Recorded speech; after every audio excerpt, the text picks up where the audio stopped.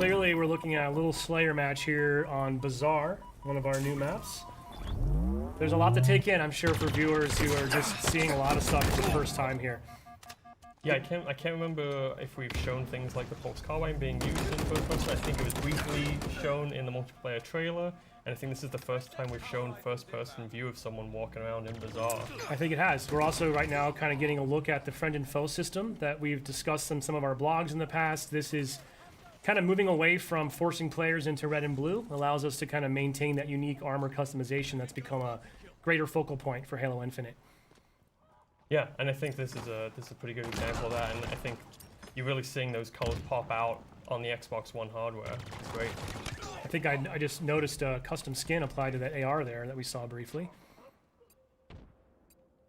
I missed it, unfortunately. I do love the... Oh, yeah. I love the AR skins. Now, It's kind of nice being able to customize your starting weapon. It's the one you're going to see most often, so I like to have mine looking sharp. Now, internally, from a development and playtest perspective, I mean, obviously we've got the teams focusing on all platforms and all builds, and safe to say that we've got folks truly getting sweaty on Durango, on Xbox Series X and S, and low, medium, and high PC specs as well, right?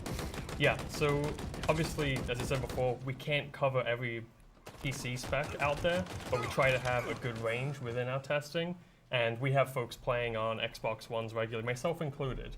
I try and playtest on Xbox One as much as possible, because it's a really important thing for us to support and make sure it's looking good.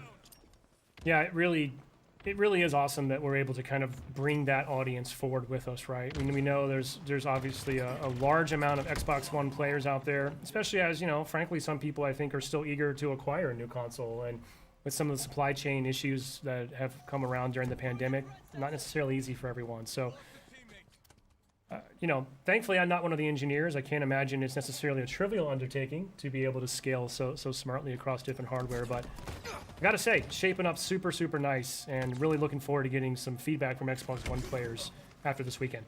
Yeah, absolutely. So I think that's going to wrap up that clip that we have. Now we're going to show a little more gameplay here in a bit. We're going to have Tom French, our multiplayer associate creative director, join us. We have another match from Xbox Series X that we're going to get into.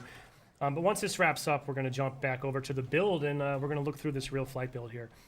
By the way, I heard you're a real Needler fan. Is that true? That is true. I love the Needler. I think it's one of the most unique weapons we have in Halo, and I've loved every expression of it. Hasn't always been the most powerful gun in the game, but it's always been interesting to use.